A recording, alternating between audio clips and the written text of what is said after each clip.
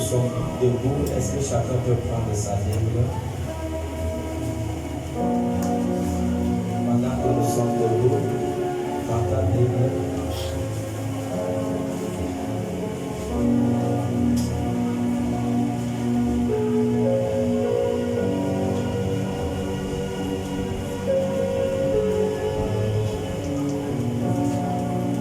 Nous sommes le 4e jour de ce programme sur le thème de la rencontre avec Dieu. Et nous avons cette ferme assurance que personne ne va retourner la même personne. Amen. Si quelqu'un peut nous faire la lecture dans Luc 17, le verset 14 à 12. Luc 17, le verset 14 à 12.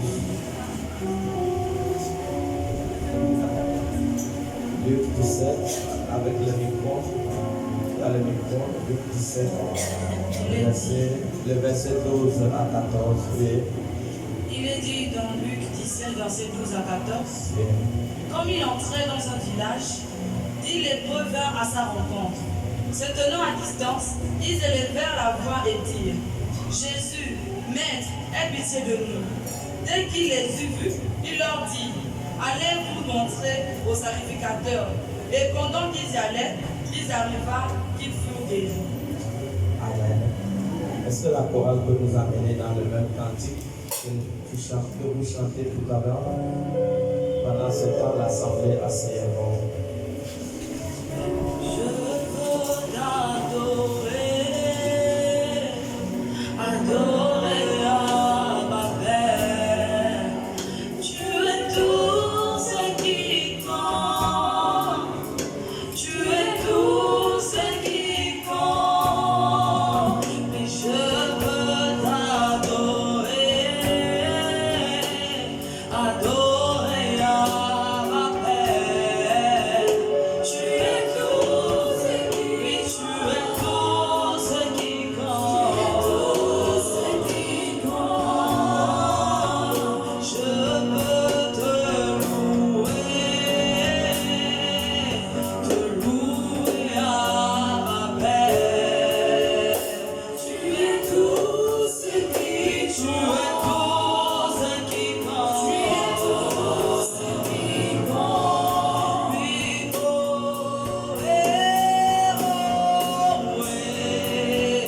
tu es tout ce qui compte,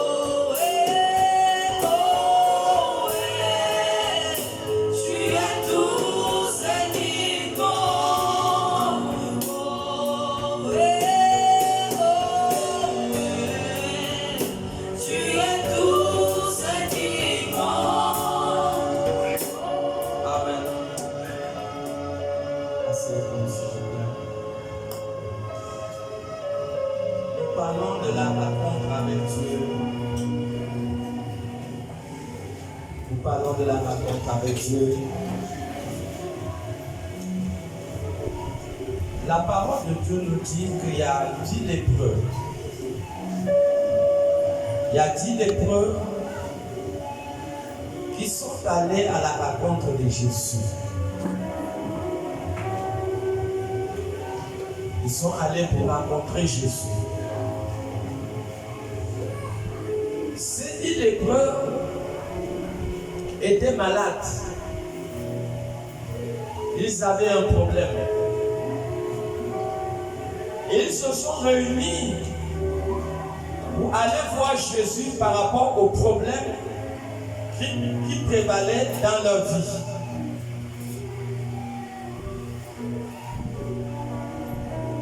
Ils savaient que la maladie qu'ils souffraient en ce temps était une maladie inguérissable. Ils le savaient. Ils savaient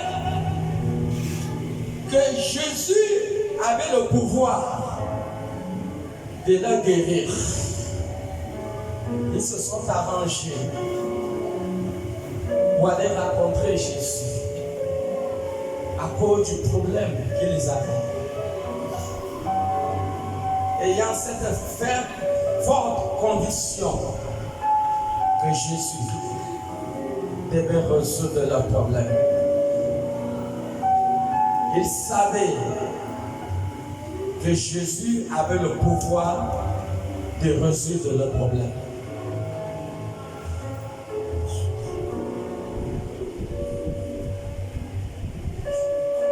Ils savaient qu'il n'y a pas un problème que Jésus ne puisse pas résoudre. Ils savaient ça au-delà de leur cœur. Et leur objectif, c'était de rencontrer Jésus.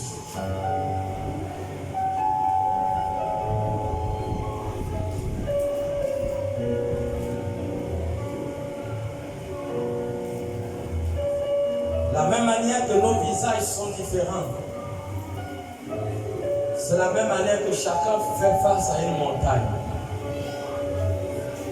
Chacun fait face à un problème. Chacun fait face à une situation. Mais ce matin, le ciel nous annonce une bonne nouvelle. Qu'il y a un homme. Il y a un homme qui a ce pouvoir. Matthieu 28, 18 dit que tout pouvoir l'a été donné dans le ciel, sur la terre et sous la terre. Donc cet homme a ce pouvoir de résoudre toutes sortes de problèmes, que ce soit sur la terre ou que ce soit dans le ciel. Et c'est dit les peuples savaient que s'ils ont seulement la grâce de rencontrer ce monsieur, ils savaient qu'ils devaient obtenir la solution à leurs problèmes. Ils le savaient. Et ils se sont arrangés pour aller avoir une rencontre personnelle. Ils se sont arrangés. Tout ce que toi et moi nous avons besoin de chercher à avoir une véritable rencontre. La rencontre avec Dieu change ton histoire, ça change ton identité, ça change ta personne. Même Moïse qui est venu sur la montagne, quand il est descendu, les enfants d'Israël n'arrivaient pas à le fixer. Pour que Moïse leur parle, il fallait qu'on mette un voile sur son visage. Qui peut rencontrer Dieu et sans expérimenter une transformation et un changement?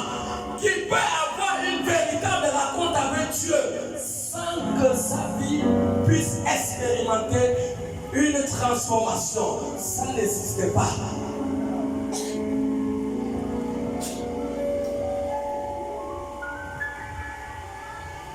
Tu vois,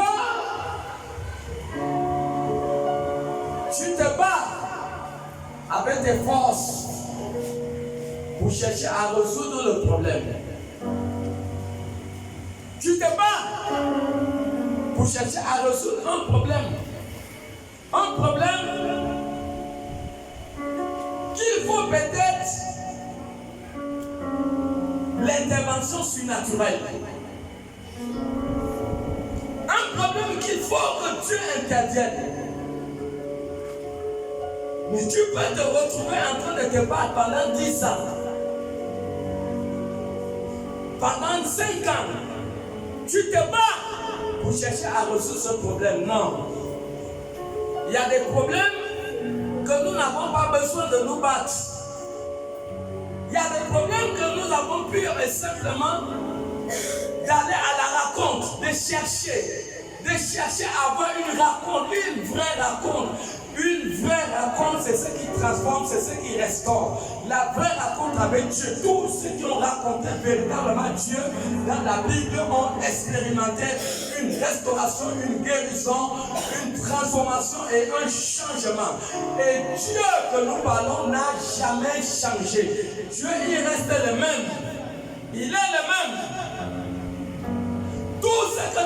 besoin, c'est de chercher Dieu. Cherche Dieu. Jérémie 29, le verset 13 à 14. Lisez-nous ça. Cherche Dieu.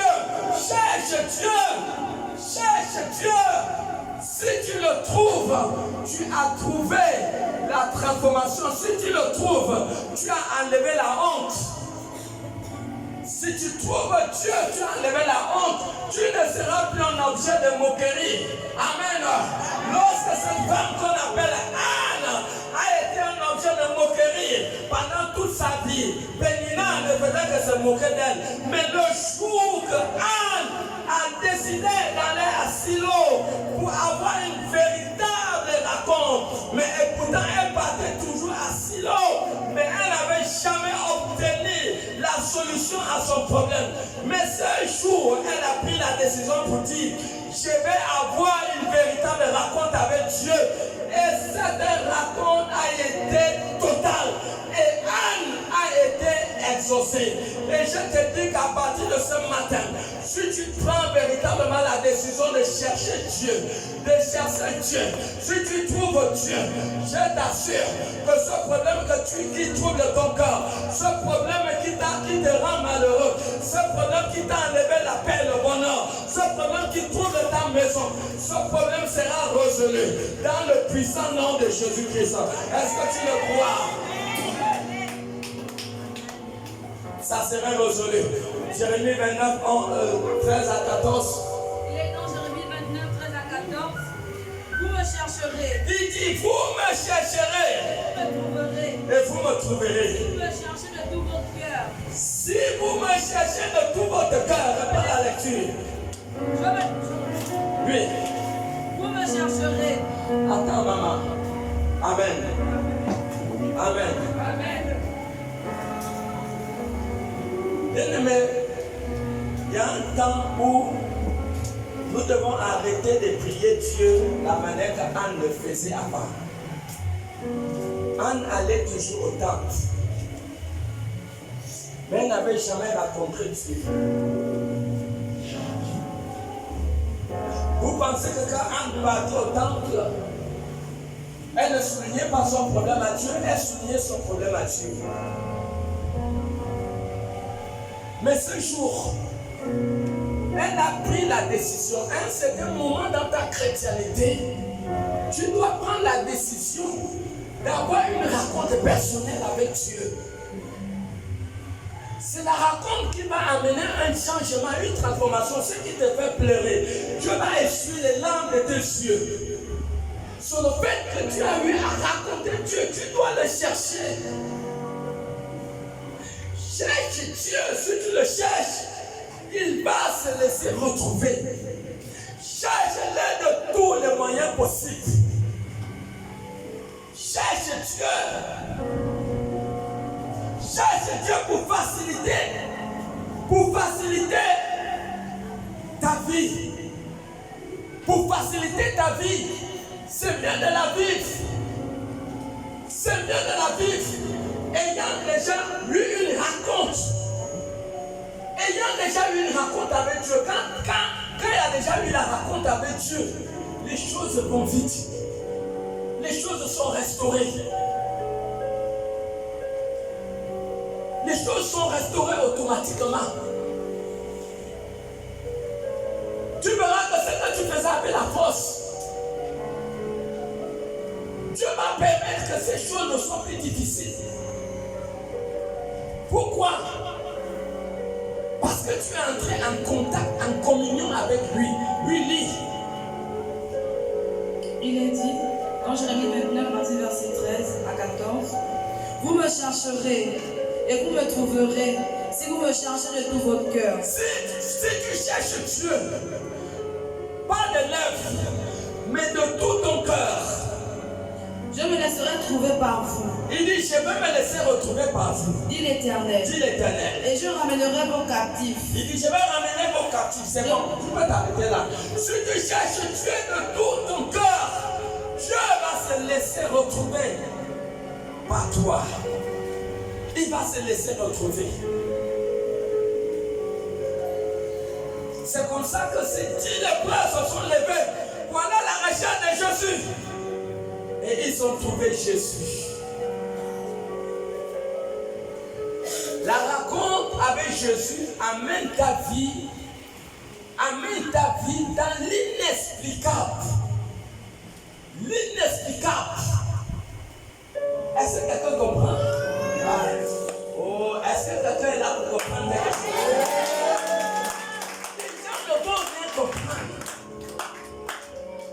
Comment ça se fait-il que ce monsieur qui est né aveugle, les gens viennent, ils questionnent l'aveugle, qu'est-ce qui s'est passé? Les gens ne comprenaient rien que nous l'avons vu aveugle, mais maintenant ils voient qu'est-ce qui s'est passé.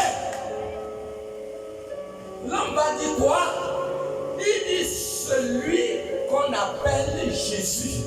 Il dit j'ai eu une rencontre avec celui qu'on appelle Jésus. Et il a pu voir pour une première fois, voir son père, voir sa mère, voir ses parents. Oh my God! Quand Dieu te visite, Dieu te ouvre les yeux. Est-ce que quelqu'un est là? Tu commences à voir l'argent que tu n'avais jamais expérimenté. Amen, amen. Tu commences à voir, tu n'avais jamais touché 1 million dans tes mains. Ah, voici 1 million, ça m'appartient. Waouh! Tu commences à voir ce que tu n'avais jamais pensé. Oh, mon enfant qui était chômeur, il est maintenant fonctionnaire. Tu commences à voir ce que tu n'avais jamais pensé. La maladie qui m'a entraîné depuis des années, comme notre soeur ici a donné son témoignage, plus de 10 ans, 14 ans, elle a été entraînée dans une maladie. Mais un jour, lorsqu'elle a décidé qu'assez, ça n'est assez, il faut que je prenne la peine avec Dieu. Alléluia! Et Dieu a accompli le miracle dans sa vie. Est-ce que quelqu'un est là pour acclamer pour le Seigneur? Dieu est prêt à faire dans ta vie. Tu as besoin d'avoir la rencontre. Change. Mon ami, quand tu as une voiture et que tu... Est-ce qu'il y a des chauffeurs ici d'abord? Je vais voilà, voici un chauffeur ici. Alléluia. Mon ami, quand tu as une voiture, si tu vas aller par exemple au Vendo, est-ce que tu vas quitter des Zion jusqu'au Vendo avec la première vitesse? Est-ce que tu vas arriver vite? Quand tu vas arriver vite au Vendo, tu fais comment? Tu commences la première, tu dis non, la première là c'est trop lent, tu mets la seconde vitesse. Quand la seconde vitesse est trop lente, tu ajoutes encore, et tu ajoutes encore, tu ajoutes encore. Est-ce que quelqu'un comprend dans ce lieu? Tu as fallu d'accorder le toi, change de niveau, va à la rencontre avec Dieu, va à la rencontre avec Dieu. Change de niveau. Change de niveau.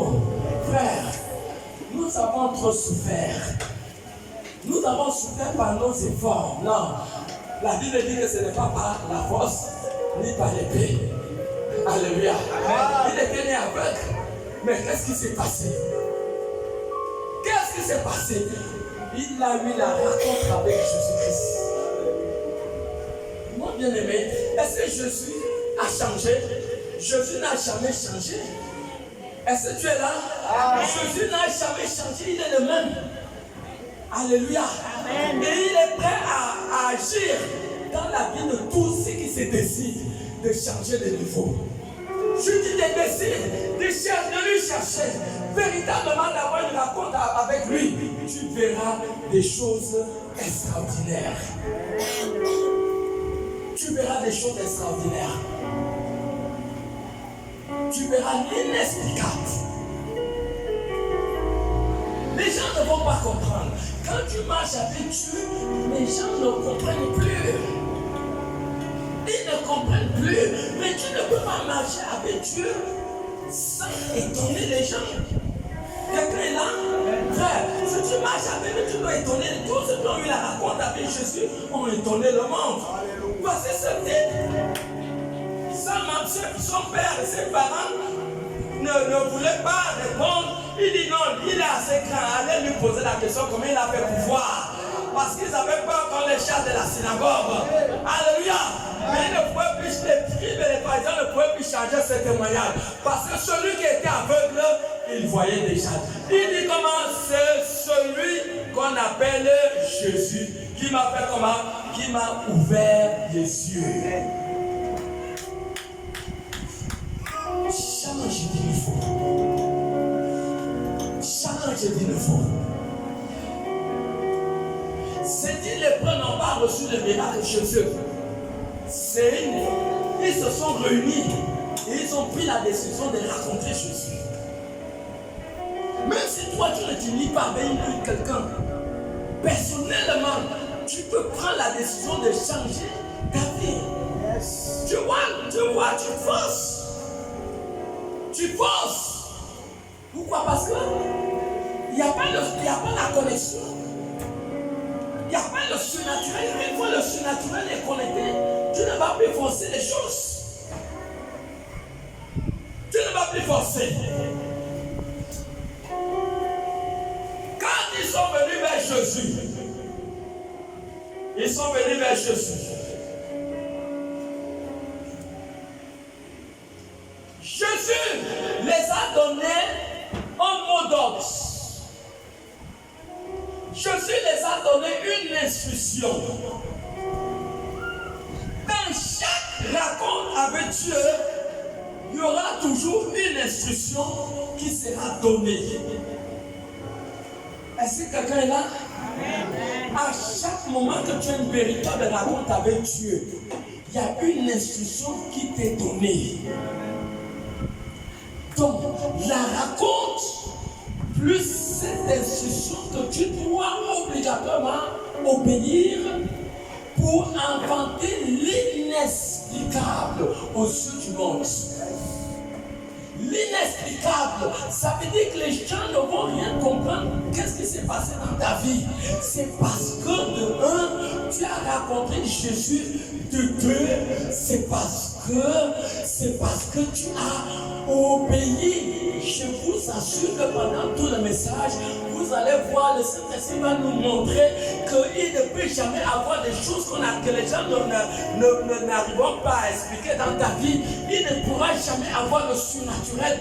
Il ne pourra pas avoir des choses qui vont étonner les autres. Si de un, tu n'as pas une rencontre avec Dieu, si de deux, l'instruction que Dieu te donne, que le ciel te donne, lorsque tu mets ça en pratique, ça invente ce qu'on appelle le surnaturel. Ça invente ce qu'on appelle l'inexplicable. Amen.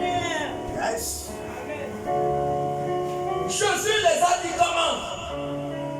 Allez vous montrer au sacrificateur. Jésus a dit allez vous montrer au sacrificateur. Waouh! Quand tu connais le Dieu qui marche avec toi, quand tu as déjà eu une relation avec lui et que tu comprends la nécessité d'obéir à ses instructions, je vous assure que tu vas vivre le bonheur. Tu vas vivre le bonheur. Ce n'est que le bonheur et la grâce qui vont t'accompagner tous les jours. Ce n'est que la joie et la paix qui sera l'objet de ta vie. Pourquoi? Parce que de un, tu as rencontré Dieu. Quand tu rencontres Dieu, tu n'es plus normal. Tu deviens anormal. Tous ceux qui ont rencontré Dieu, ils ne sont plus normaux. Quand tu rencontres Dieu, personne ne rencontre Dieu et que sa vie reste la même. Personne ne peut rencontrer Dieu sans que les gens se posent la question, se posent des questions dans sa vie. Et Jésus a dit à ses disciples, allez vous montrer au sacrificateur. Ils n'ont pas écouté. Lorsque tu marches avec Dieu, mon ami, tu marches avec le Dieu que tu ne vois pas. C'est un Dieu invisible. Il opère dans le plan invisible. invisible. Alors, ce qui te connecte au surnaturel, ce qui te connecte aux puissances invisibles, sur le fait que tu crois, tu dois croire. Tu dois croire à toute instruction qui t'ont été donnée. Après la rencontre avec Dieu, de ce qui va apporter le miracle, c'est ce qui va ouvrir les portes, les choses que tu n'avais jamais pensé. Tu vas commencer à les avoir. Ces personnes, ils ne se sont pas souciés que Jésus n'a pas imposé les mains sur eux. Non, ils n'ont pas su. Ils savaient que l'instruction que Jésus les a donnée était la clé maîtresse pour leur restauration et pour leur guérison. Et Dieu est prêt à guérir quelqu'un. Après ce séminaire, j'ai l'assurance que ta vie, elle ne serait plus la même. Elle ne serait plus la même. Mon ami, cherche la rencontre avec Dieu. Cherche la rencontre avec Dieu. Et tu viendras témoigner dans ce lieu. Tu viendras témoigner. Tu viendras témoigner. Quand ces 10 lépreux vont pour se montrer au sacrificateur, ils partaient pour témoigner, mais ils n'étaient pas guéris. Mais à leur grande surprise, pendant qu'ils marchaient, en obéissant à l'instruction, le miracle a commencé à s'accomplir. Et à la bureau, on dirait, je ne suis plus malade. L'autre dit, oh, moi aussi. C'est comme ça.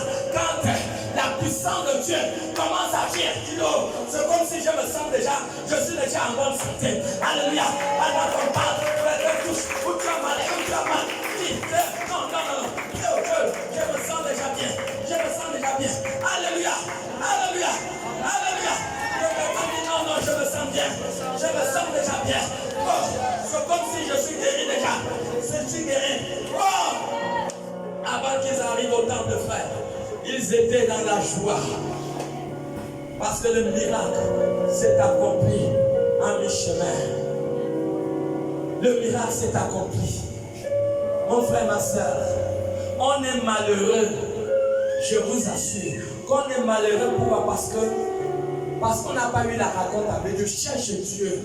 Peut-être tu es là, tu dis, je vais chercher Dieu comment? Cherche Dieu. Cherche Dieu, retire-toi. Entre dans ta chambre, ferme la porte, cherche Dieu.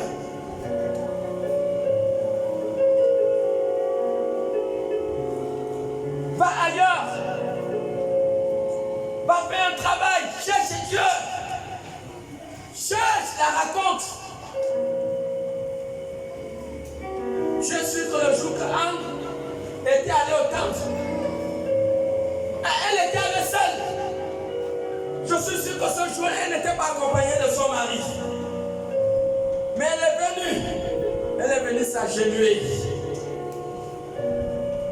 Et la rencontre a été faite. Tu veux que les choses changent. Point numéro 1. Tu dois chercher à connaître Dieu. Jean 17, verset 3.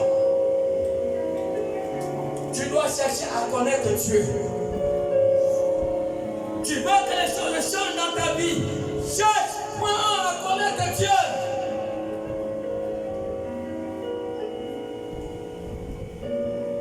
Jean 17, 3. Il est dans Jean 17, 3. Or, la vie éternelle, c'est qu'ils te connaissent. C'est qu'ils te connaissent. Toi, le seul vrai Dieu. Le seul vrai Dieu. Et celui que tu as envoyé. Jésus-Christ. Donc le premier point principal, c'est de connaître Dieu. Si tu veux vivre une vie en paix, cherche à connaître Dieu. Tu dois gémir pour chercher Dieu. Il va se laisser révéler. Il va se révéler à toi si tu le cherches par tous les moyens.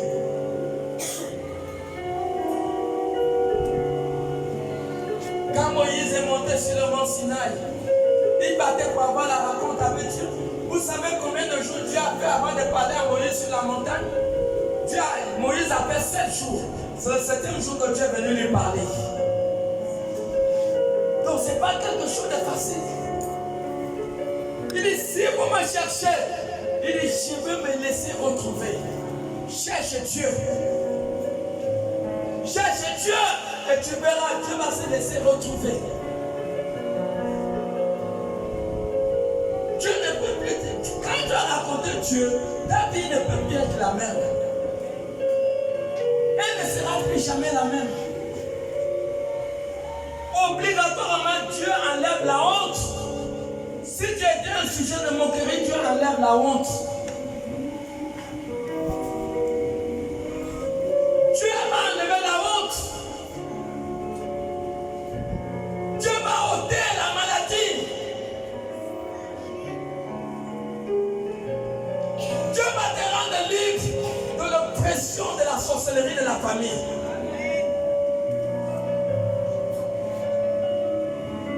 Peu importe la manière que ta vie ou ton mariage ou le mariage dans la famille a été bloqué dans les calebasses, mais Dieu va briser cette calebasse et de commencer à donner le mariage dans la famille. Dieu a le pouvoir de le faire. Mais il faut être prêt à obéir à toute instruction venant du Seigneur. Matthieu 8, à partir des versets 5 à 10. Il faut être prêt à obéir à toute instruction. Une fois que tu as eu la rencontre avec Dieu, tu dois chercher à obéir à ce que Dieu va te dire. Oui. Matthieu 8, verset 5 à 10, il est dit: Comme Jésus entrait dans Capernaum, un centenier l'aborda, le priant et disant: Seigneur, mon serviteur est couché à la maison. Vous voyez, il avait son serviteur couché à la maison. Mais le centenier est parti pour avoir une rencontre avec Jésus. Il avait un problème, mais il est parti pour avoir la rencontre avec Jésus. Vous voyez que s'il y a un problème peut-être qui ne vous concerne pas, vous pouvez changer la situation en ayant une rencontre avec Dieu et en obéissant à ce que Dieu va te dire à cet instant. Ce que Dieu va te dire à cet instant, tu dois obéir. Et quand tu obéis cela, c'est ce qui produit le miracle. C'est ce qui produit le miracle. Oui, continue. Le priant et disant: Seigneur, mon serviteur est couché à la maison, atteint de paralysie et souffrant beaucoup. Jésus lui dit: J'irai et je le guérirai. Oui. Le centenier répondit: Seigneur, je ne suis pas digne que tu entres sous mon toit, mais dis seulement un mot et mon serviteur sera guéri. Car moi, qui suis soumis à des supérieurs... Lis le verset 13. Verset 13. Puis Jésus dit au centenier: Va, qu'il te soit fait selon ta foi. Qu'il te soit fait selon ta foi. Et alors même, le serviteur fut guéri. Est-ce que nous voyons?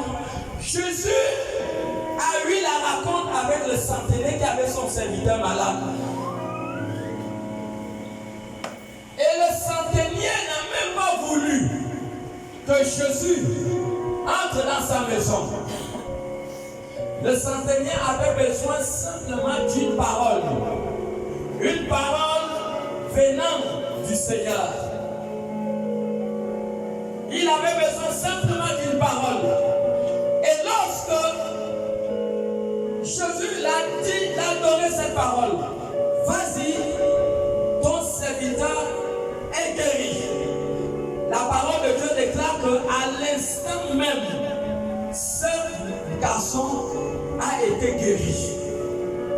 Pourquoi? Parce que quelque part, il a obéi. Il a obéi à l'instruction qui a été donnée. Nous comprenons que l'obéissance à la parole de Dieu, après une rencontre avec Jésus, va changer votre histoire. Ça va changer votre histoire. À chaque moment que Dieu a donné un mot d'ordre, une fois tu obéis, alors ça va transformer ta vie. Ça va transformer ta vie. Hier, j'étais païen. Je vivais dans le désordre, dans le monde. Je faisais le mal. Un soulard, un idolâtre. Mais ma rencontre avec Jésus a changé ma vie. Voici ce que la rencontre peut faire. Ça va toujours transformer ta vie. Ça va changer ta vie. Si véritablement tu comprends l'importance qui est liée au fait que tu obéis. En cette parole incarne la puissance et la force pour changer toutes les situations qui ont mis la honte dans ta vie. Cette parole a la force. Cette parole a la puissance. Psaume 107, le verset 20, il dit quand Dieu a envoyé sa parole et sa parole a guéri beaucoup de gens. Donc il y a une puissance dans l'obéissance à la parole de Dieu. Et c'est ce que Dieu est prêt à faire dans ta vie. Tout ce que tu as besoin. Tu as besoin non seulement d'avoir la rencontre avec Dieu, mais tu as besoin d'obéir à la parole de Dieu. Tu as besoin d'obéir à la parole de Dieu. L'obéissance à la parole de Dieu t'amène dans une vie de miracle, dans une vie de surnaturel. C'est ce que l'obéissance va faire. Tout ce que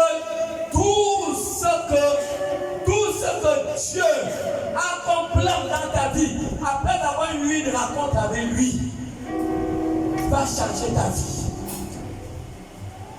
Dieu n'a pas commencé à parler à Abraham dans Genèse 12 en disant Abraham, sors de ta maison. Non. Abraham avait sûrement d'abord connu Dieu avant que Dieu dans Genèse 12 vienne lui parler. Mais Dieu va dire Abraham, sors, parce qu'Abraham avait eu une rencontre avec Dieu. Dieu va dire, sors de ta maison.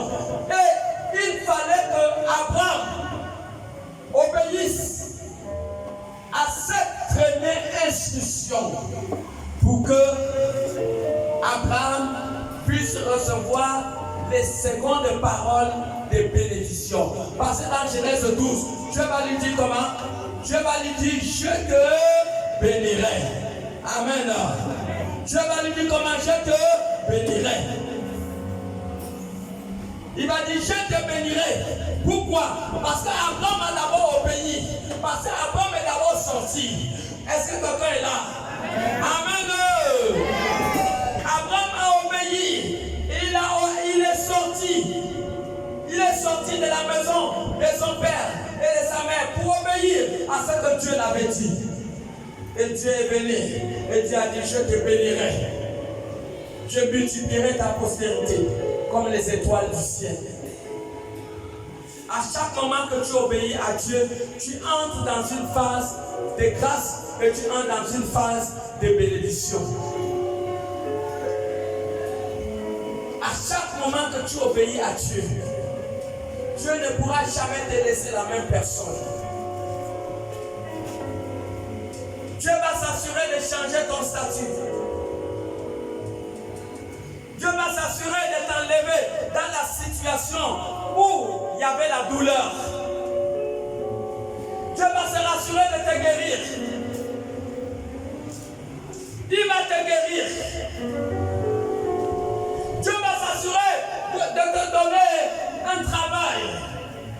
Dieu va s'assurer de te donner une entreprise. Il va s'assurer. Ce que tu cherches, ce qui est le désir de ton cœur, Dieu va s'assurer de te le donner. Pourquoi? Parce que tu as eu la rencontre avec lui. À chaque moment que tu commences à obéir à Dieu, alors Dieu aussi va commencer à obéir à ce que tu lui dis de faire. Est-ce que quelqu'un est là? À chaque moment que tu obéis à Dieu, alors Dieu aussi fait la même chose. Dieu va commencer à obéir. Il va commencer à obéir. Et voilà pourquoi vous pouvez voir Élie sur la montagne, dans 2 Rois 1, je crois à partir du verset 10, il dit, si je suis un homme de Dieu, il dit comment? Si je suis un homme de Dieu, qu'est-ce qui se passe? Que le feu descende sur ces 50 personnes et les consume. Alléluia. Comme Élie était déjà l'ami de Dieu et il avait eu la rencontre avec Dieu, qu'est-ce que Dieu va faire? Dieu va faire comment? Dieu va obéir à toute déclaration que ses serviteurs vont dire. Ésaïe 44, verset 26. Dieu va obéir. Dieu va obéir à tout ce que tu vas déclarer, à ce que tu vas dire. Tu es dans l'obligation d'obéir. Pourquoi? Parce que toi aussi tu obéis à sa parole. Ésaïe 44, verset 26. Il le dit donc, Ésaïe 44, verset 26. Je confirme la parole de mon serviteur. Il dit, je confirme la parole de mon serviteur. Et j'accomplis ce que prédisent mes envoyés. J'accomplis ce que prédisent mes envoyés. Je dis de Jérusalem. Je dis de Jérusalem. Elle sera habitée. Oui. Et des villes de Juda, elles seront rebâties. Est-ce que quelqu'un comprend? Quand tu obéis à Dieu, Dieu fait comment? Il obéit aussi à toi. Amen. Amen. Dieu obéit aussi à toi. Donc tu es capable de dire, si je suis une servante de Dieu, la personne qui cause la mort dans cette maison, je lui donne 7 jours. S'il ne se repent pas, cette personne qui cause la mort dans cette famille, je lui donne 7 jours. S'il ne se repent pas, qu'il meurt. Amen. Tu n'as rien compris. Alléluia. Est-ce qu'il y a des enfants de Dieu dans ce lieu? C'est là où tu commences à comprendre que Psaume 82, le verset 6 commence à s'accomplir dans ta vie. Parce que tu as dit, j'avais dit, il dit, je dis que vous êtes qui? Vous êtes des dieux. Un Dieu, c'est qui? C'est celui qui déclare et la chose arrive. Parce que tu obéis à Dieu, tu aussi vas obéir à ce que tu dis. Alléluia. Alléluia. Oh là là, oh là là, là là, là là. Qu'est-ce qui peut résister à un Dieu? Et il dit, si je suis un homme de Dieu. Alléluia. Maman, dis-nous un peu ça. 2 Rois 10. Il dit, si je suis un homme de Dieu, que le feu descende, que le feu commence à consumer tous mes ennemis. Nous sommes dans l'ère du feu en ce moment, dans l'ère du jugement, dans l'ère de la sentence. Famille, qui cause le malheur dans la famille. Oh, tu vois que si tu n'as pas la rencontre avec Dieu, tu perds. Parce que nous vivons au milieu d'une menace. Le diable ne connaît que le langage de la puissance. Ce n'est que le langage de la puissance. Si tu n'es pas puissant, il risque de t'écraser. Et je dis qu'aucun diable ne peut t'écraser. Parce que tu es un fils de Dieu. Tu es une fille de Dieu. Au nom de Jésus, aucun diable ne peut rien dans ta famille à partir d'aujourd'hui. Tout ce que nous avons besoin, nous avons d'établir un contrat avec Dieu à partir d'aujourd'hui. Chacun doit prendre la décision. Pour que la puissance du décret, tu puisses avoir la puissance du décret pour déclarer. Quand tu déclares, la chose va arriver. Est-ce que quelqu'un comprend? Amen. Il disait dans 2 Rois, nous avons ça, oui.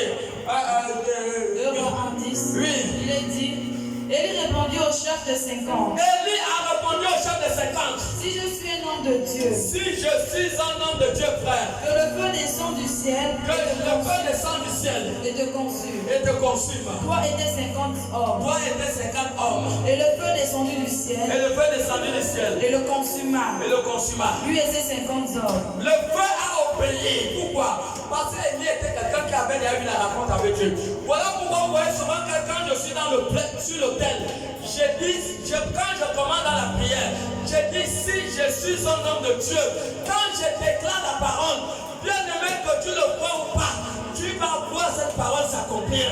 Parce que si je suis un fils de Dieu, et que moi, j'ai eu la rencontre avec Dieu, je sais le bon obéir. Je sais l'obéir.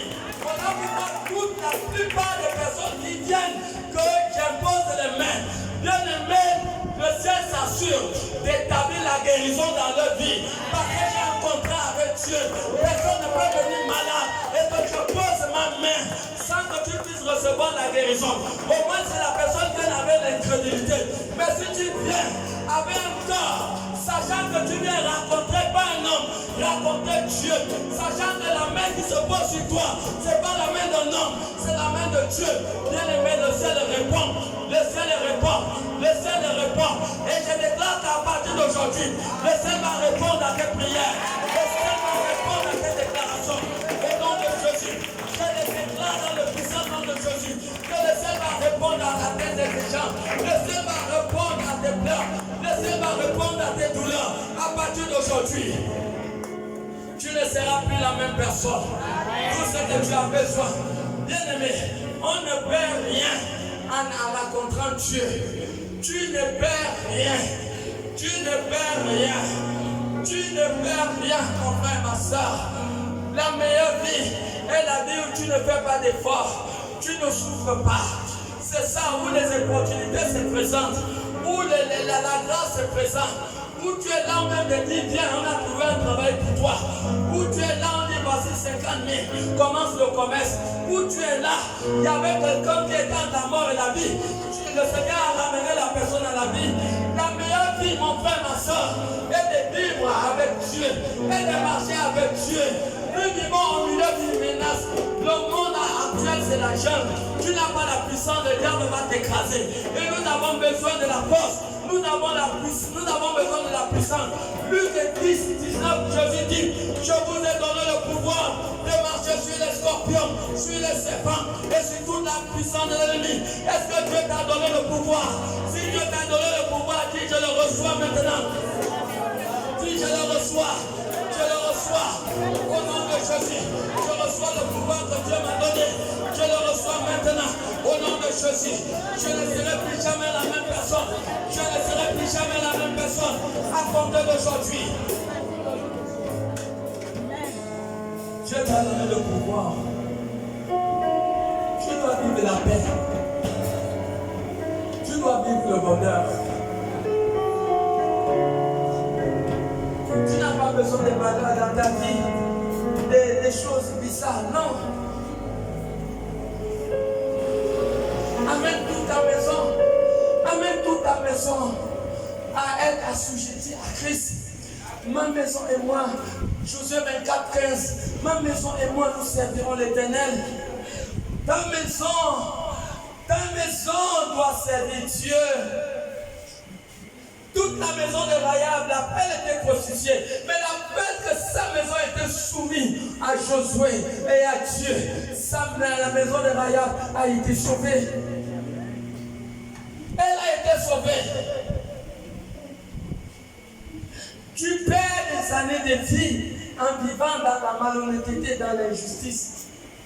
Tu perds des années de faveur et de grâce en étant éloigné de Dieu. Cherche une relation avec Dieu. Cherche une relation avec Dieu. Cherche. Ma soeur, cherche une relation avec Dieu. Oh, quand tu as une relation avec Dieu, quand tu voyages dans ton village, tu ne parles rien.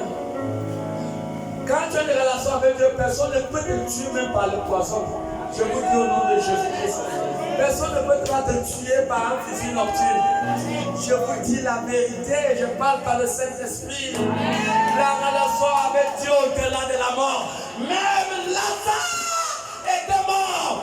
Même Marie me dit, celui que tu aimes est mort. Et la Bible dit dans le plus court verset de la Bible que Jésus plaira. Mais Lazare était l'ami de Dieu et l'impensable. Quelque chose ça veut dire que quelque chose que le monde n'avait jamais imaginé. 4 jours dans la tombe. 4 jours dans la tombe, mon Dieu. Peu importe la manière que ton problème a duré, pense-tu qu'il n'y a pas assez de puissance pour résoudre ce problème? Je vous dis qu'il y a la puissance pour résoudre ton problème. Il y a la puissance. Il y a la puissance. Il y a la puissance. Malgré que Jésus pleurait, il savait ce qu'il devait faire. Il savait ce qu'il devait faire. Il savait que c'est par là même que son nom va être élevé. Je t'annonce une bonne nouvelle. ta souffrance est un message pour le monde. Peut-être tu as perdu cela pour élever sa grandeur dans ta famille, élever sa grandeur dans ta vie. Ça serait un témoignage. Ça serait un témoignage dans le puissant nom de Jésus. Ta situation serait un témoignage. Ça serait un témoignage. Parce que quoi? Romains 8 et 28 nous dit quoi? Toutes choses concourent au bien de ceux qui font comment? De ceux qui aiment Dieu. Est-ce qu'on va acclamer pour le Seigneur? Toutes choses concourent. Maman, quand tu parles d'un problème de danse, parce que tu es la fille du roi. Oh Dieu renverse pendant que je parle au soir. Genèse 50, le verset 16 à 20. Oh, toutes choses pendant que tes ennemis sont en train de te faire le mal. Mais ils ne savent pas que Dieu va changer ce mal en bonheur. Parce que tu es une fille de Dieu. Parce que tu es un fils de Dieu. Tu n'es pas comme les autres. Tu n'es pas comme les autres, mon ami. Tu n'es pas pareil avec ton voisin. Tu n'es pas pareil avec ton collègue. Tu es un fils de Dieu. Il y a une différence entre ceux qui prient et ceux qui ne prient pas. Il y a une différence. Et il y aura toujours une différence. Il y aura une différence. Dieu va changer ce problème en bonheur.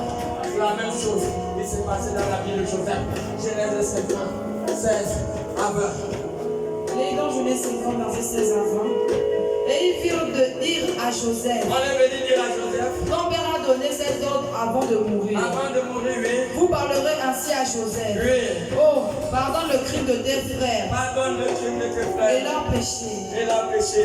Car ils t'ont fait du mal. Ils t'ont fait du mal. Pardonne maintenant le péché des serviteurs du Dieu de ton père. Pardonne maintenant leur péché. Joseph pleura. Joseph a pleuré. En attendant ces En paroles. attendant ces paroles, Ses frères vinrent eux-mêmes se prosterner devant lui. il vient se prosterner devant lui. Et ils dirent, Et dire, nous sommes tes serviteurs. nous sommes tes serviteurs. Joseph leur dit, Joseph l'a dit, soyez sans crainte, soyez sans crainte. car suis-je à la place de Dieu? Je ne suis pas à la place de Dieu. Vous aviez médité de me faire du mal. Vous avez conspiré de me faire de mal. Dieu l'a changé en bien. Dieu l'a changé en bien. Pour accomplir ce qui arrive Pour aujourd'hui. accomplir ce qui arrive aujourd'hui. Pour sauver la vie à un peuple nombreux. Pour sauver la vie à un peuple nombreux. Alléluia. Alléluia. Alléluia. Et c'est ce que Dieu est prêt à faire dans ta vie. Si je suis un homme de Dieu, je déclare que tous ceux qui sont l'auteur de notre souffrance, je déclare la confusion. S'ils ne se confessent pas, que la puissance de Dieu, que les Saint-Esprit les fait asseoir dans la poussière. Au nom de Jésus. Au nom de Jésus. Au nom de Jésus. Au nom de Jésus. Au nom de Jésus. Que l'Éternel s'énerve. Que l'Éternel commence à combattre contre tous nos ennemis. Dans le nom de Jésus. Qu'ils n'ont point la paix. Que tous nos ennemis n'ont point la paix. Dans le puissant nom de Jésus-Christ. Ils n'auront pas la paix. Chacun de nous a des ennemis. Des ennemis partout. Partout. Que ce soit dans les familles des sorciers. Que ce soit dans les quartiers où on habite. Mais on ne touche pas à un enfant de Dieu. On ne touche pas. On ne touche pas à ce qui appartient à Dieu. C'est ça, les avantages de la relation avec Dieu. Est-ce que quelqu'un là? C'est ça l'avantage, maman. Maman, Dieu parle. Marche avec Dieu jusqu'à tu sens qu'il y a une connexion. Tu sens qu'il y a une relation. Abandonne tout ce qui peut te rendre nul devant Dieu. Tu comprends? Il faut abandonner ça. Cherche une bonne relation avec Dieu. Cherchez une bonne relation. C'est ce qui vous rend puissant. Ça vous rend puissant. Le sorcier ne peut pas vous terrasser. Vous n'aurez jamais. Un fils de Dieu n'a jamais de défaite. N'est-ce pas? Vous avez vu l'homme de Dieu quand il prêchait hier, il dit que quand Israël avait une bonne relation avec Dieu, ils étaient toujours vainqueurs. Et je déclare la victoire à partir d'aujourd'hui. La victoire dans ta vie financière. La victoire dans ta santé. Au nom de Jésus,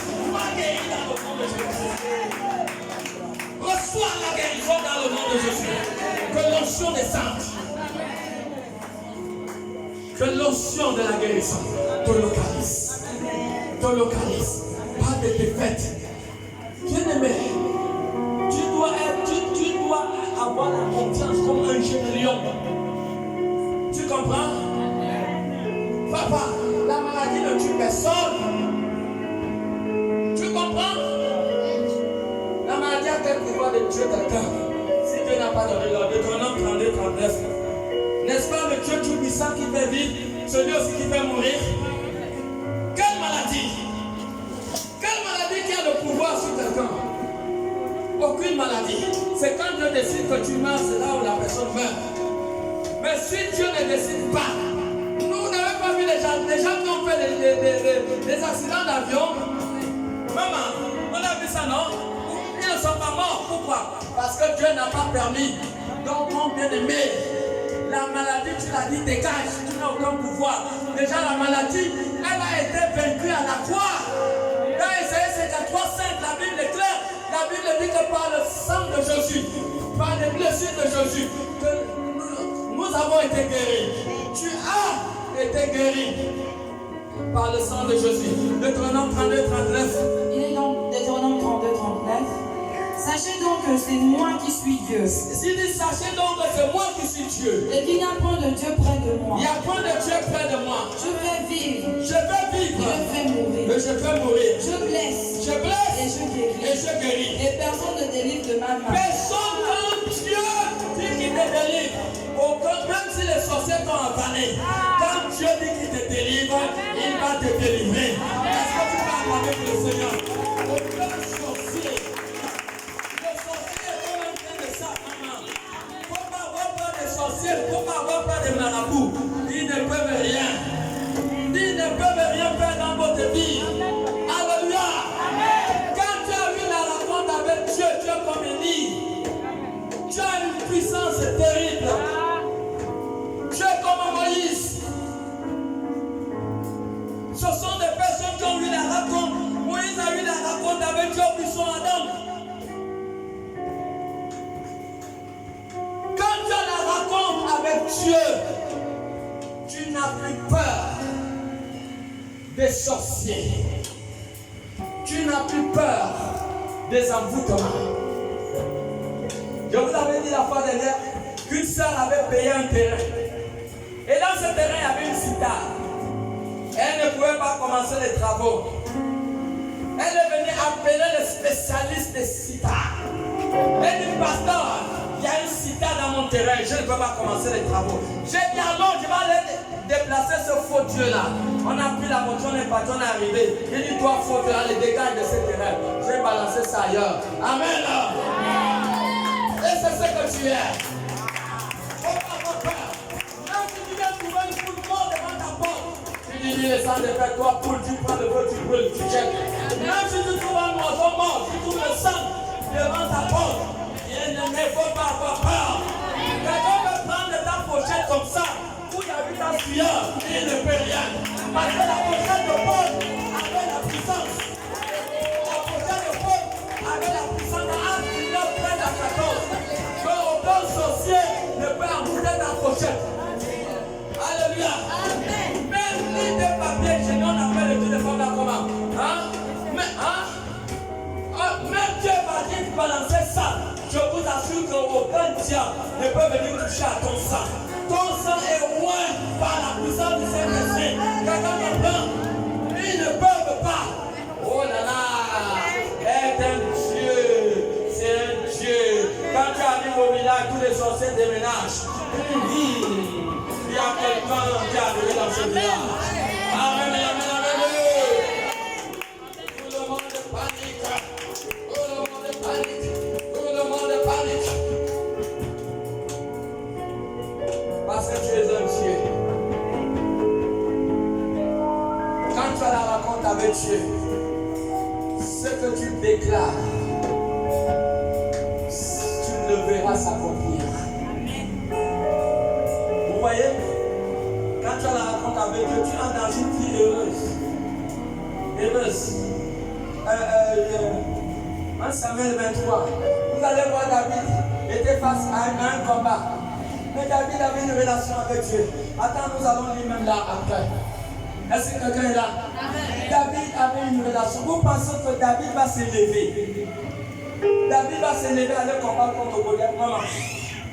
Hein? 40 jours, tout Israël, avec le roi d'Israël, tout le monde en ballottage. Goliath, sa main seulement était comme mon tronc là. Sa main, oui, la main de Goliath était comme ça, baraquée. Il avait sur ce 3 mètres. C'était les géants d'avant, les géants qui sont descendus à Genèse là. Ce sont que c'est l'ADN de ça qui a évolué de génération en génération. Et c'est cet ADN là où il y avait les Philistins. Goliath n'était pas le seul géant dans sa famille, il y avait d'autres. Mais 40 jours, tout Israël était en ballottage. Pourquoi? Maman, quand il n'y a pas quelqu'un qui a une rencontre avec Dieu, il y a le danger. Tout Israël, tu vois l'importance d'être un enfant de Dieu dans une maison, maman. C'est important. Tu ne connais pas les malheurs que tu dévis. Tu dévis beaucoup. S'il y avait 10 justes à Sodome et Gomorrhe, Genèse 18, le verset 32. S'il y avait 10 justes, Sodome et Gomorrhe ne devaient pas être brûlés. Est-ce que quelqu'un comprend? Sodome et Gomorrhe ne devaient pas être brûlés. Mais le fait qu'il n'y avait pas à Sodome et Gomorrhe personne qui a eu un contrat avec Dieu, personne qui a eu à raconter Dieu, alors le feu est descendu. Le feu a brûlé toutes ces villes. Il est important que chaque famille, il y a c'est pas 1, 2, 3 personnes qui ont une relation avec Dieu. Cela empêche les malheurs dans la maison. Cela empêche les malheurs dans la famille. Cela empêche la mortalité. Ça empêche la mortalité. Est-ce que quelqu'un comprend? Il est très important de comprendre ces choses. Quelle audace! Un jeune garçon qui va se lever contre un homme que toute la nation fuit. Amen. Toute la nation fuyait Goliath. Mais David va se lever. David va dire dans, je crois en Samuel 17, verset 45, il va dire, tu viens contre moi avec les javelots, les bois et tout ça. Il dit, moi, je viens contre toi. Armé de qui? Armé de l'Éternel Dieu. Donc tous ceux qui ont eu la rencontre avec Dieu sont armés de Dieu. Ils sont armés de Dieu. Amen. Amen. Amen. Tous ceux qui ont eu la rencontre avec Dieu sont armés de Dieu. Goliath dit que je suis un chien, que tu viens devant moi avec les cailloux et la fronte. Il traite David de chien. Amen. Et c'est comme ça, hein? Nos ennemis. Mais ils ne savent pas la dernière surprise que Dieu les réserve. Amen, amen. Amen. Est-ce que tu es là pour dire amen? Amen. Ils ne connaissent pas la dernière surprise que Dieu les réserve. Certains sont piétinés, certains sont écrasés. Mais ils ne savent pas à qui ils ont affaire. Ils ne savent pas qu'ils ont affaire à une fille de Dieu. Ils ne savent pas qu'ils ont affaire à un fils de Dieu. Et c'est ce que Goliath ne savait pas. Il croyait qu'il avait affaire à un chien. Il dit, je suis un chien. Amen. Je suis un chien. Ah bon? Parce que tu le vois petit. C'est comme ça. On te voit là, tu as ta petite Bible. Mais le jour qu'ils vont venir tester la nuit, ils vont brûler la nuit là. Et demain, ils vont se réveiller avec son corps brûlé. Je déclare au nom de Jésus.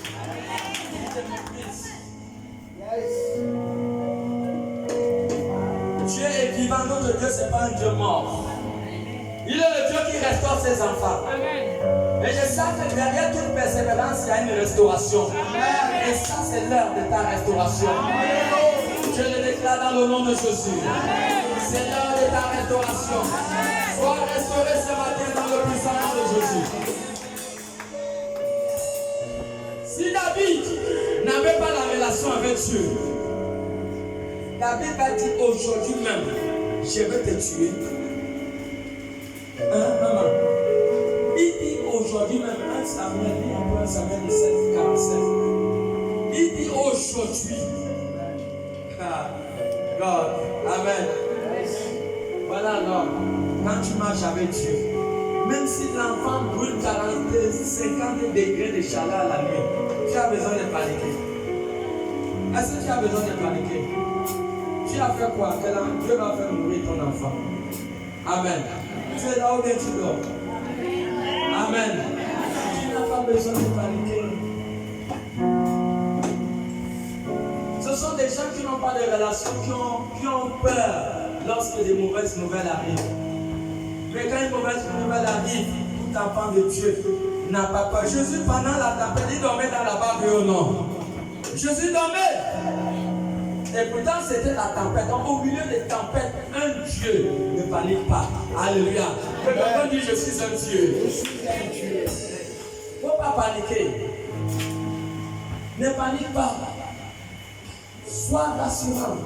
Si c'est une affaire que tu dois faire, alléluia. Le pouvoir que nous avons le pouvoir divin. Ça veut dire que par la foi, tu as déjà créé, tu as déjà visualisé la chose. Tu obtiens la chose dans la foi. Vous comprenez? Tu l'as déjà. Vous comprenez? Tu exauces non seulement ce que tu déclares, Éphésiens 3:20, mais Dieu exauce aussi tes pensées. Donc tu as une pensée d'une société que tu veux établir. Tu as une pensée d'une affaire que tu veux faire. Étant donné que tu es un Dieu, tu le verras s'accomplir. Tu le verras s'accomplir. Voilà pourquoi un Dieu est celui qui parle avec audace. Quand tu as eu la relation, tu as rencontré Dieu, tu parles avec audace. Tu ne crains pas, même si toute la famille panique, mais tu connais le Dieu qui marche avec toi. Tu vas paniquer pourquoi? Jésus n'avait pas paniqué pendant qu'il y avait la tempête. Quand Lazare est mort, Jésus a paniqué. Il a dit à Marie, non, je suis la résurrection. Il a dit, je suis la résurrection. Donc il n'y a pas à paniquer face aux situations. Ne panique pas. C'est ce que David a fait. Il a parlé avec audace. Lisez cette partie de l'écriture à l'esprit. Vous allez vous arrêter, hein? Est-ce qu'il savait déjà que Goliath va mourir, frère? Mais quand tu as une relation avec Dieu, si tu maudis ton enfant est maudit. Vous comprenez? Si tu fais l'erreur de maudire ton enfant quand tu as la relation avec Dieu, tu as tué ton enfant. Parce que tout ce que tu dis, le ciel s'assure d'accomplir cela. Que ce soit la bénédiction, que ce soit la malédiction que tu proclames. Donc tout ce que tu sors dans ta bouche, le ciel s'assure d'accomplir cela. Ne parle pas en désordre. Parce que quand tu parles en désordre, tes paroles s'accomplissent. Voilà pourquoi nous, des fois, quand on parle, on évite de parler n'importe comment parce que nos paroles s'accomplissent. Un Dieu ne parle pas à peu près. C'est quand Dieu parle, doit s'accomplir. Donc c'est sur cette sphère que David parle avec Goliath. David ayant eu une rencontre avec Dieu, avait une assurance totale. Quand tu marches avec Dieu, même si la maladie là se commande, la maladie ne peut pas te tuer. Quelqu'un comprend? Tu meurs parce que ton temps que Dieu a écrit dans son livre est arrivé. À cause de ta rencontre avec Dieu, la maladie ne peut pas te tuer. Donc si tu es malade là, tu n'as pas besoin d'avoir peur. Ce n'est pas la maladie qui t'a donné la vie, c'est Dieu qui t'a donné la vie. Crois à la puissance de Dieu qui guérit. Crois à cette puissance. Crois à cette puissance. Crois que où je suis là, je suis guéri. Dieu va utiliser tous les moyens. Tous les moyens, Dieu est Dieu, pour te restaurer. Il peut passer partout. Tous les moyens pour te guérir. Tu peux même aller en brousse, tu te mets à manger une feuille. Si là, je vois souvent les gens manger la feuille là, tu manges. Mais tu ne peux pas savoir que c'est la feuille là qui va guérir la maladie qui a fait 10 ans dans ta vie. Tu ne peux pas savoir. Marche avec Dieu avec une conviction totale. Ne parle pas dans le désordre, parce qu'un Dieu ne parle pas dans le désordre. Parle étant précis, parce que vous avez vu les enfants d'Israël, non? Dans Nombre 14, Nombre 14, le verset 28, ils ont dit, nous ne pouvons pas entrer à Canaan. Nous ne pouvons pas entrer à Canaan. Israël avait une relation avec Dieu ou non? Qu'est-ce que le ciel a fait? Bon, comme vous avez déclaré le négatif, nous ne pouvons pas entrer, il y a des géants. Et vous n'allez pas entrer. Vous comprenez? Donc, ce que tu veux, c'est ce que tu dois croire au-dedans de ton cœur. Ce que tu veux, c'est ce que tu dois déclarer. Ayant confiance que le ciel va répondre. Ta bonne relation avec Dieu fera en sorte que le ciel répond à tout ce que tu déclares. Voilà pourquoi faites beaucoup de déclarations pendant vos moments de prière. Faites des déclarations pendant vos moments de combat. Comme David l'a fait, tu peux lire. David l'a fait. Et dans 1 Samuel 17, verset 45, David dit aux Philistins, tu marches contre moi avec l'épée, la lance et le javelot. Et moi je marche contre toi au nom de l'Éternel des armées. Du Dieu de l'armée d'Israël, que tu as insulté. Aujourd'hui, l'Éternel te livrera entre mes mains. Est-ce que vous comprenez? Est-ce qu'il a dit demain? Maman, si quelqu'un n'a pas de relation, s'il n'a pas la souffrance, lui-même il sait que pas. Est-ce que tu es là? Amen. David lui-même sait que par sa propre force, il ne pouvait pas terrasser Goliath. Lui-même il savait ça. Mais il dit aujourd'hui même, parce que ce qu'il raconte pour produire avec Dieu. Tu es dans des moments intenses de la prière. Tu dis, si je sers Dieu, si mon cœur ne me condamne de rien, au nom de Jésus-Christ dont je suis la servante, je déclare. Quand tu dis je déclare, bien aimé, le ciel s'ouvre. Les prochaines paroles qui vont venir, le ciel va descendre pour intervenir. C'est dans cette sphère que David a parlé avec Goliath. Il dit aujourd'hui, le ciel attend le genre de ces paroles dans vos prières. Le ciel attend ce genre de paroles, ce genre de prières, ce genre de confession. Il dit aujourd'hui, continue. Aujourd'hui, l'Éternel te livrera entre mes mains. Voilà. Continue. Je t'abattrai et je te couperai la tête. Il dit, je vais t'abattre et je vais te couper la tête. Aujourd'hui, je donnerai les cadavres du camp des Philistins aux oiseaux du ciel et aux animaux de la terre. Et toute la terre saura qu'Israël a un Dieu. Toute la terre saura qu'Israël a un Dieu. 1 Samuel 23. Toute la terre devait savoir qu'Israël avait un Dieu.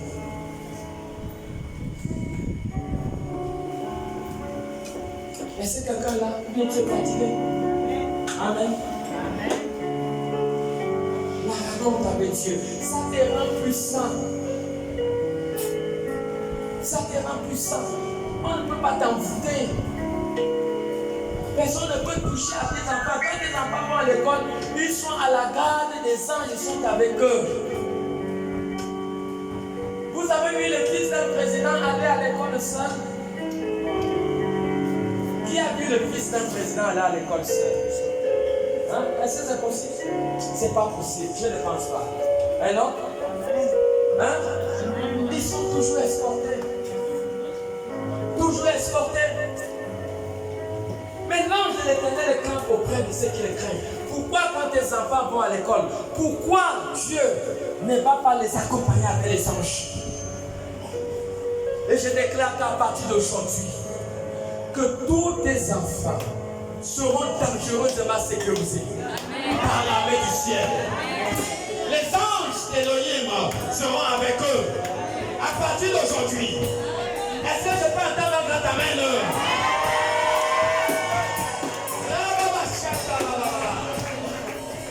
Les anges d'Élohim seront avec tes enfants. C'est ça.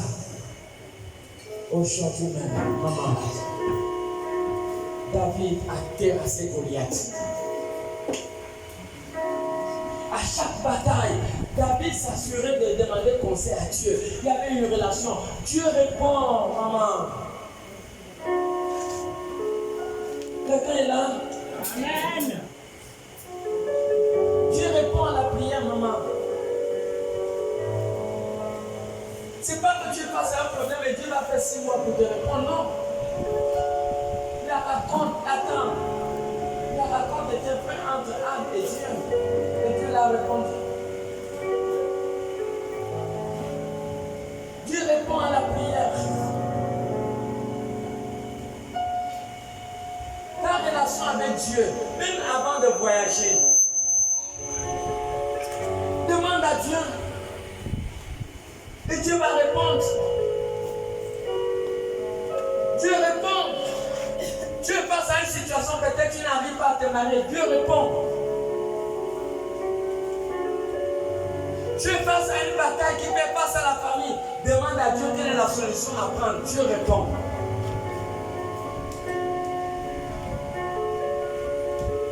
Dans Samuel 23. Il est dans 1 Samuel 23. On va dire à David, voici les Philistins ont attaqué Keïla et ils pillent les herbes. David consulta l'Éternel en disant, irai-je et battrai-je ces Philistins? Et l'Éternel lui répondit, va, tu battras les Philistins et tu délivreras Keïla. Mais les gens de David lui dirent, c'est bon. David a consulté Dieu. Est-ce que quelqu'un comprend? Si David n'avait pas une bonne relation avec Dieu, David ne devait pas consulter Dieu. C'est la bonne relation entre Dieu et David qui fait en sorte que David le consulte face à une situation qui faisait face à David. Les Philistins ont enlevé ce qui leur appartenait. Et David devait les affronter. Et David a demandé ce qu'il fallait faire. Et Dieu l'a dit, vas-y. Dieu l'a répondu. Donc Dieu peut te répondre aussitôt. Lorsque tu as eu la rencontre avec lui, Dieu peut te répondre aussitôt.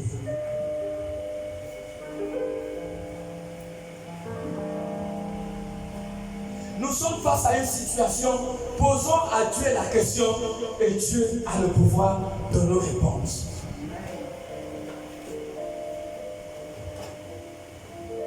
Amen. Amen.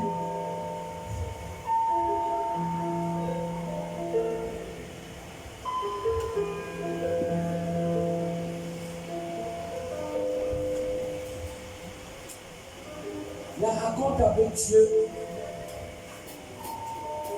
t'enlève complètement de la souffrance. Tu vas t'enlever de la souffrance.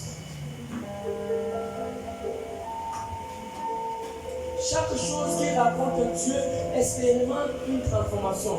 Dans Luc 5, la barque de Pierre, en matière des affaires, lorsque ton affaire raconte Dieu, ton affaire va être productif.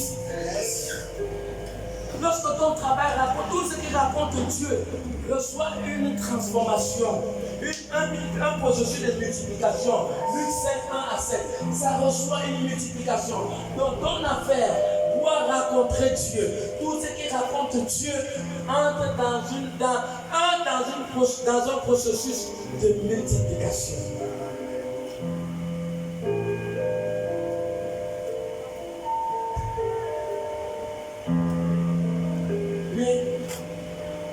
Luc 5, versets 1 à 5. Comme Jésus se trouvait auprès du lac de Génézareth et que la foule se pressait autour de lui pour entendre la parole de Dieu, il vit au bord du lac 2 barques, d'où les pêcheurs étaient descendus pour laver leurs filets. Il monta dans l'une de ces barques qui était à Simon, et il le pria de s'éloigner un peu de terre. Puis il s'assit, et de la barque il enseignait la foule. Lorsqu'il eut cessé de parler, il dit à Simon, avance en pleine eau et jette vos filets, et jetez vos filets pour pêcher. Simon lui répondit, Maître, nous avons travaillé toute la nuit sans rien prendre, mais sous ta parole, je jetterai le filet. Ayant jeté, ils prirent une grande quantité de poissons, et leur filet se rompait. Ils firent signe à leurs compagnons qui étaient dans l'autre barque de venir les aider. Amen. Donc l'affaire de Pierre, son activité était stérile, ce n'était plus productif parce qu'ils ont péché, ils n'arrivaient plus à attraper le poisson. Mais l'affaire de Pierre a été utilisée, a servi le royaume de Dieu. L'affaire de Pierre est allée à la rencontre de Dieu. C'est aller à la rencontre de Dieu et c'est entrer dans une phase de productivité. Tu vois peut-être un commerce, tu fais, ça ne produit pas, ça ne donne pas d'année en année. Connecte ton commerce à la puissance surnaturelle. Tu dois le connecter à Dieu. Ton commerce doit avoir une rencontre avec Dieu. Ça veut dire que ton commerce doit servir pour l'avancement du royaume de Dieu. La barque de Pierre est allée à la rencontre de Jésus. Quand Jésus a touché sa barque, et la barque de Pierre a servi de l'autel, Jésus a prêché. Après avoir prêché, il a donné une instruction. Il a dit à Pierre, lance le filet. Pierre a lancé le filet et la parole de Dieu déclare comment? La barque a attrapé un grand nombre de poissons. Amen. Amen. La barque de Pierre a attrapé un très grand nombre de poissons. Tu veux que tes affaires puissent connaître la croissance. Tes affaires doivent aller à la rencontre de Dieu. C'était pareil, ton mariage doit aller à la rencontre de Dieu. Si tu veux que ton mariage soit productif. Le premier miracle de Jésus à Genèse, à Jean 2, la Bible dit que le vin a manqué. Et Marie a dit au conducteur que faites tout ce que Jésus vous dit de faire. Et Jésus les a dit, les vases qui sont là, remplissez-le. Le vin en pleine nuit était fini. Il y avait beaucoup de gens à cette fête. La preuve est que Jésus était présent à cette fête. Il y a plus de 600 litres de vin qui vont être produits d'une manière surnaturelle. Donc lorsque ton mariage va en contact avec Dieu, il doit avoir productivité dans le mariage. Est-ce que quelqu'un est là pour acclamer pour Jésus?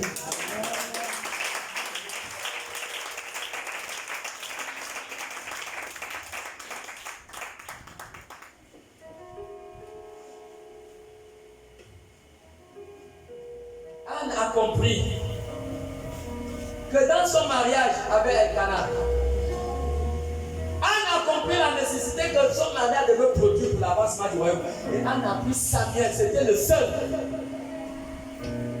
C'était le seul qu'il avait. Il a pris. Il a donné pour l'avancement du royaume de Dieu. On a pris Samuel étant petit. On est parti lui remettre au temple. Il y a eu productivité, oui ou non? On a fait encore combien d'enfants? Je crois combien? 6, hein? Hein? 3 fils. Hein? Et combien de filles? Un Samuel combien? 2? 2 combien? 20? Il y a eu productivité.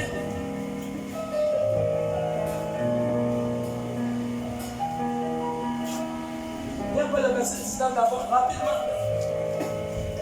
1 Samuel 2, verset 19, il est dit, sa mère lui faisait chaque année une petite robe. Revenez en arrière.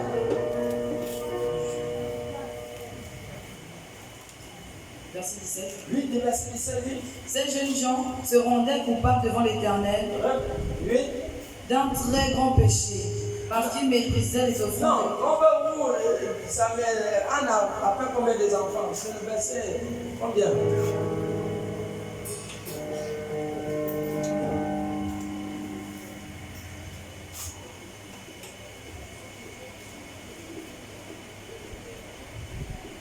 Oui, on y va, c'est le verset combien? Hein?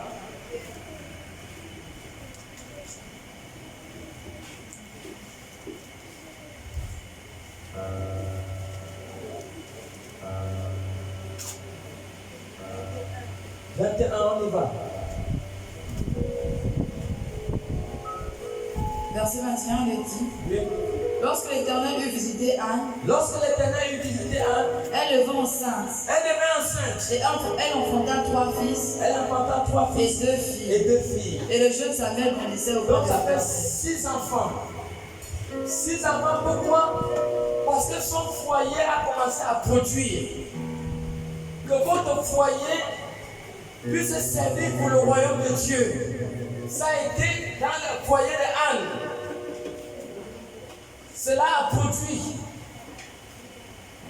Donc tout ce qui entre en contact avec Dieu doit entrer dans une vie surnaturelle. Le mariage à Canaan, c'était le premier miracle de Jésus. Plus de 600 litres ont été produits.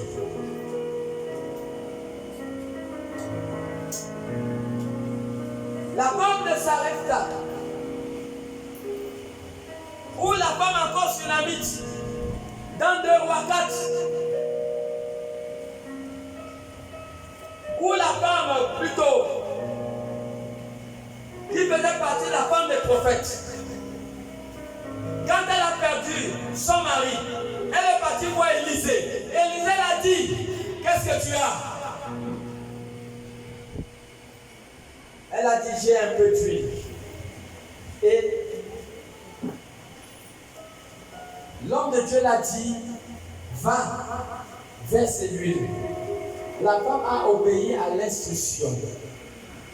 Donc à chaque rencontre avec Dieu ou avec un homme de Dieu, l'instruction qui est donnée, une fois que vous l'obéissez, vous entrez dans le surnaturel. Raconter Dieu ou raconter un homme de Dieu vous amène à rencontrer Dieu directement. Cette femme qui faisait partie de la femme des prophètes, elle a raconté Élisée. Et elle est entrée dans une vie abondante. 3 personnes dans Genèse 18 sont venues sous forme d'hommes. Mais c'était des anges que Dieu... Bon, je ne peux pas dire que c'était des anges. Dieu a envoyé 3 hommes. Parce que Genèse 18 dit bien qu'il y a 3 hommes qui sont allés voir Abraham. Et ces hommes étaient envoyés de Dieu. Quand vous entendez parler de ces hommes, il ne dit pas, la Bible ne dit pas que les hommes, la Bible dit que l'Éternel. L'Éternel. Et ces hommes vont dire à Abraham que la même année, femme va enfanter. Abraham a simplement cru à la parole qui a été dite. Donc la rencontre avec Dieu n'est pas seulement la rencontre avec Dieu lui-même. À chaque moment que vous rencontrez un homme de Dieu, vous devez savoir que nous ne partons pas pour rencontrer un homme, mais nous partons pour rencontrer Dieu lui-même. Parce que dans Genèse 18, c'était des hommes, mais qui étaient mandatés de Dieu. Et ils ont déclaré une parole.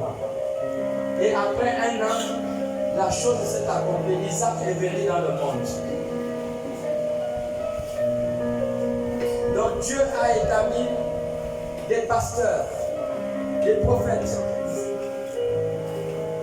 des docteurs, des apôtres, des évangélistes pour le perfectionnement des saints. Toutes ces catégories de personnes sont des hommes et ce sont des femmes de Dieu qui sont loin, qui sont mandatés de Dieu. À chaque moment que vous partez à une rencontre d'un homme de Dieu,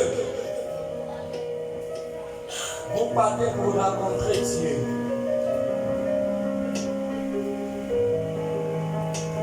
Vous partez pour rencontrer Dieu.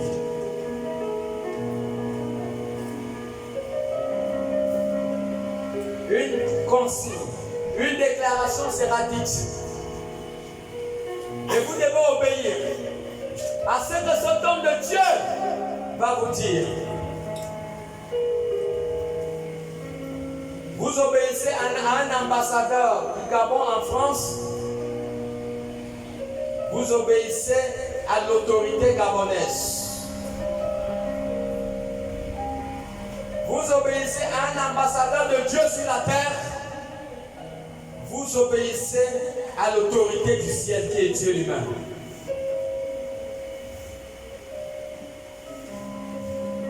Et voilà pourquoi,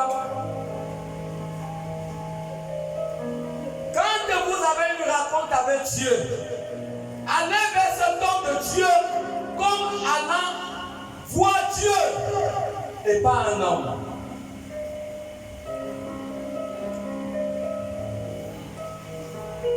C'est ce que Colossiens 3, le verset 23 dit. Colossiens 3, 23. Et il va vous donner une exigence. Le ciel est prêt à attendre votre obéissance. Quand l'homme de Dieu dit fais ça, le ciel attend votre obéissance. Le ciel attendait simplement que les 10 lépreux là commencent à marcher pour que le miracle vienne. S'ils ne se marchaient pas pour aller se monter au temple, ils ne devaient pas avoir de miracle. Donc quand un homme de Dieu dit chaque mercredi, c'est le jeûne de toute l'église de la mission. Que ce soit de l'autre église qui est là-bas, que ce soit de l'église mère, tout le monde doit obéir. Parce que c'est l'autorité de Dieu qui a fait ce décret et tout le monde doit obéir. Nous servons Dieu auprès des hommes. Donc nous devons sauver les hommes comme servant Dieu et non les hommes. Colossiens 3, 23. Oui, dans Colossiens 3, 23. Tout ce que vous faites, faites-le de bon cœur, comme pour le Seigneur et non pour des hommes. Voilà. Tout ce que nous faisons, nous devons le faire de bon cœur. Non comme le faisant pour les hommes, mais le faisant pour Dieu. Avoir une bonne rencontre avec un homme de Dieu, c'est avoir une bonne rencontre avec Dieu. Parce qu'on va vous donner des instructions. Voici comment tu dois marcher. Voici comment tu dois marcher. Si tu obéis, le ciel attend ton obéissance. Tout ce que le ciel attend que tu obéis. Tout ce qui entre en contact avec Dieu, tout ce qui raconte Dieu doit avoir un résultat, même si c'est ton argent. Abraham avant la loi, a compris dans Genèse 14, 20, qu'il devait enlever 1/10 de ses biens pour donner à Melchisedec comme dîme.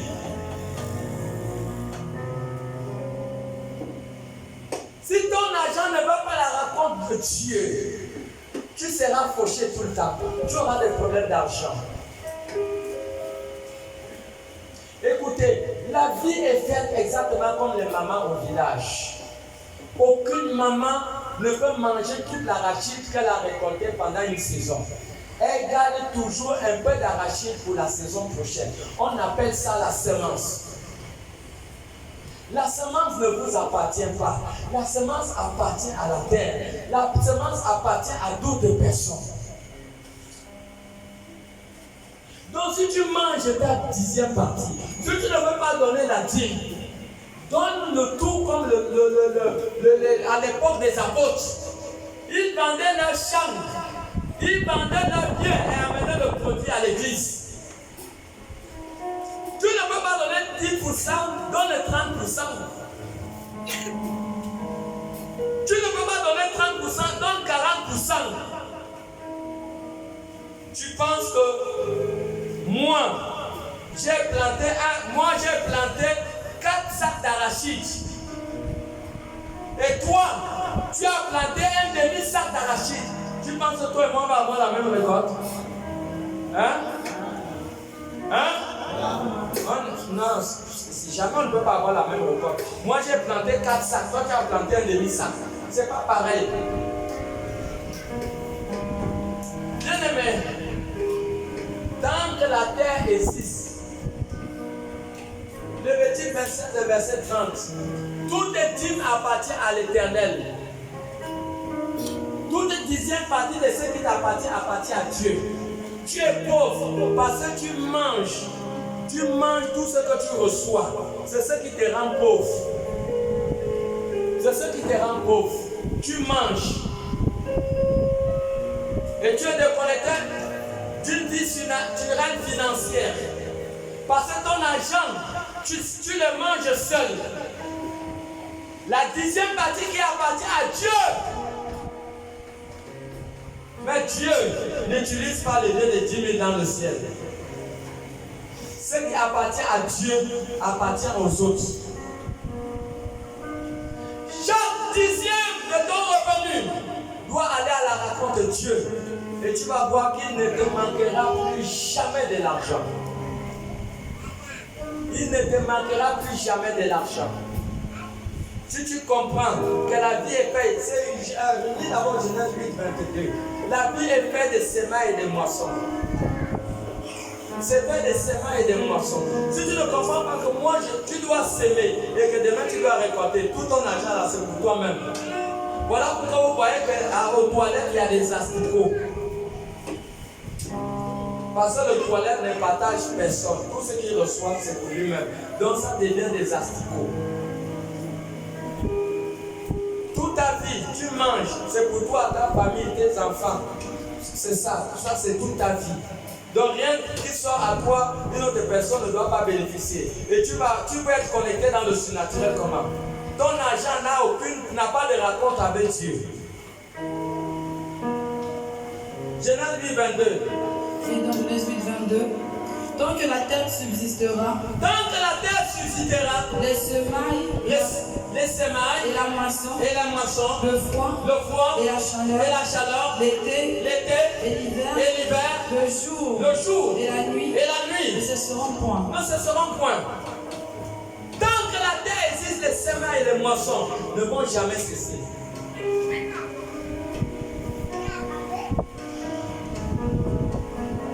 Tu prends ton argent, Dieu t'a donné 100 000, tu ne peux pas enlever 10 000 pour venir donner à Dieu. Et tu penses que c'est comme ça que tu vas prospérer financièrement? Non. Lévitique 27, verset 30. Ça t'appauvrit. Allez demander même les grands qui sont dans le monde, même les Elon Musk avec toutes ces personnes. Ce sont des gens qui font des grands dons. C'est ça la force, non? Allez demander des grands en Chine, un peu partout. Tous ceux qui sont grands, ils savent la puissance du don. Donc productivité est liée dans ce que tu donnes. Oh, tu es béni. Non pas ce que tu reçois, mais tu es béni par ce que tu donnes. Lévitique 27:30. Et dans Lévitique 25:30. Ainsi cette maison située. Lévitique 27:30.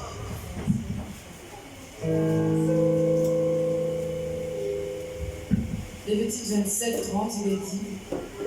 Toutes dîmes de la terre, soit des récoltes de la terre, soit des récoltes de la terre, soit des fruits des arbres, appartient à l'Éternel. C'est une chose consacrée à l'Éternel. Elle est consacrée, c'est sacré.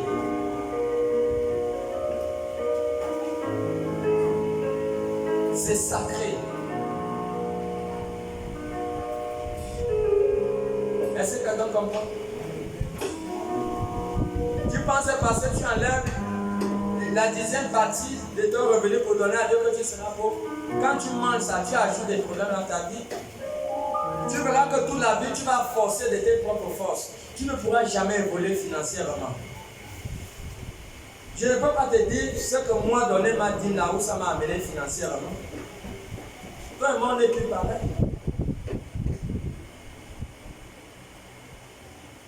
Tout ce que j'ai a un contact avec Dieu.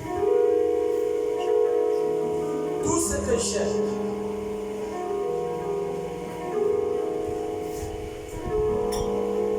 Quand je reçois l'argent à la fin du mois, de mes affaires, j'enlève toujours une 10e qui appartient à d'autres personnes.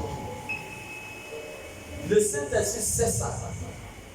À chaque argent que je reçois, dans ma logique, je sais que la 10e partie appartient à d'autres personnes. Et voilà pourquoi le ciel s'assure que je ne manque jamais et jamais de l'argent. Jamais. Je ne manque pas de l'argent. Les gens viennent dehors pour venir emprunter de l'argent. Au milieu de moi, je ne manque pas d'argent.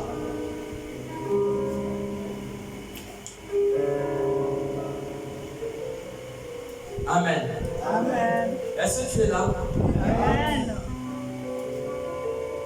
Ton argent doit avoir une rencontre avec Dieu. Amen, amen. Amen. Acclamons pour le Seigneur.